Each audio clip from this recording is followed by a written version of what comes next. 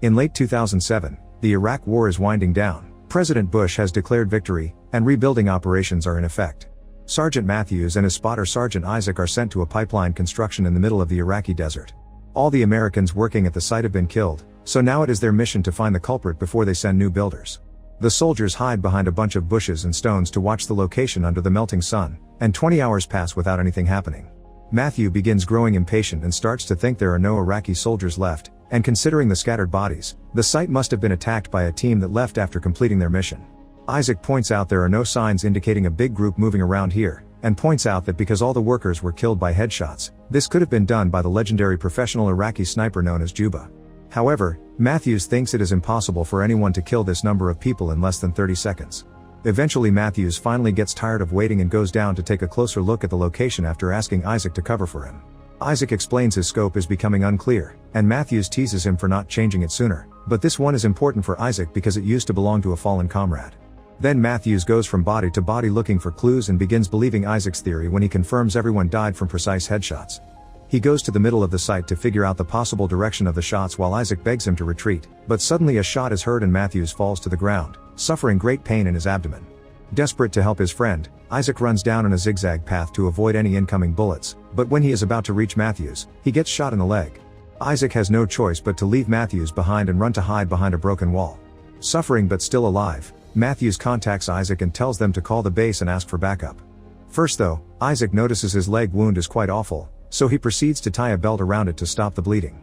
Then he grabs his radio bag and tries to contact the base, only to discover he has no signal because the sniper had shot the antenna.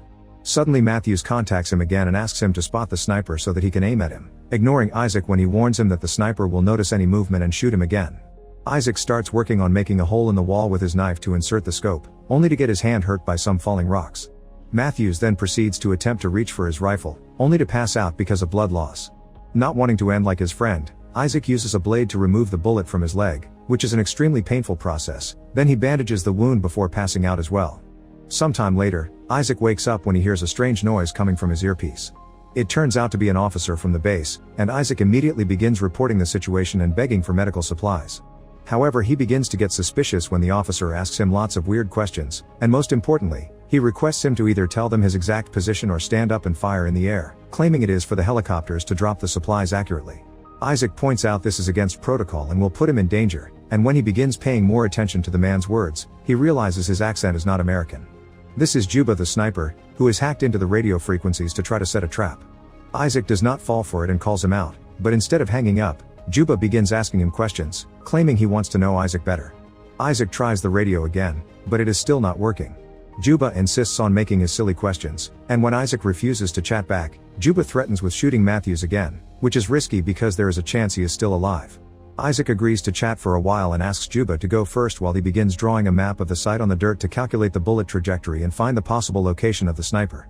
Juba tells him he is just a regular Iraqi citizen that wants to save his country and asks Isaac to tell him about his family, but Isaac points out that is too personal. Then Isaac makes fun of Juba's reasoning, saying that he is killing the people that are actually trying to develop the country by bringing schools, pipelines, and infrastructures that will boost the local economy. This makes Juba laugh, and he explains that the money made here will be sent back to the USA later. As time passes, Juba keeps asking questions, but Isaac continues to refuse to say anything personal about himself, making Juba threaten to shoot Matthews again. However, Isaac does not believe him anymore. To prove he is dangerous, Juba tells Isaac the name of the previous owner of the scope and that he is dead, quoting Matthews' earlier teasing. This means Juba has been listening to their conversation since they arrived. Using his scope, Isaac notices one of the dead men has a radio with them and he drags his body to the edge of the wall, but not even using a piece of wood he would be able to reach it without exposing himself.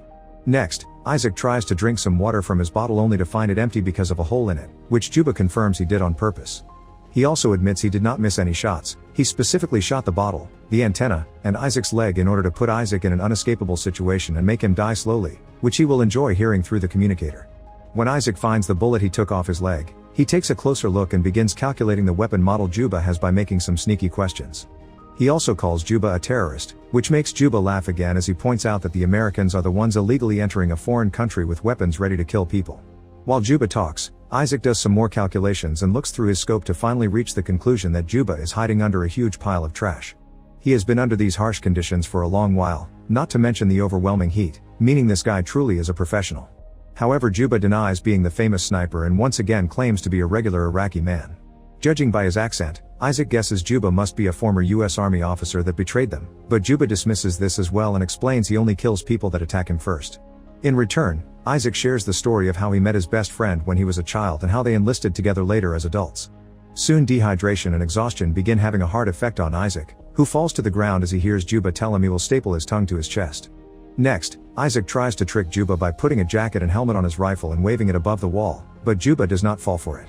What does fall is the helmet, landing on the other side of the wall, so now Isaac cannot protect his head either. Such a silly mistake is the sniping point and makes him cry. More time passes, and Isaac becomes desperate enough to try to take a risk. He runs towards a body lying on the ground and steals his bag and radio before running back to the wall as he dodges all the bullets Juba immediately throws at him. In the bag, Isaac finds water and some candy that he immediately devours, but unfortunately this radio isn't working either. Juba also punishes him for this risk by shooting at the wall and heavily damaging his scoper. Suddenly, Isaac hears some disturbance coming from his earpiece and realizes it is Matthews, who is still alive. Isaac yells the location of the sniper at him, and Matthews immediately takes out a piece of metal to use in order to look at the pile of garbage. While Matthews moves extremely slowly to grab his rifle, Isaac keeps the sniper distracted by making small talk, and he learns that Juba used to be a teacher in Baghdad. When his students got killed during an American attack, he decided to get revenge. The wall Isaac is hiding behind is the ruins of said school.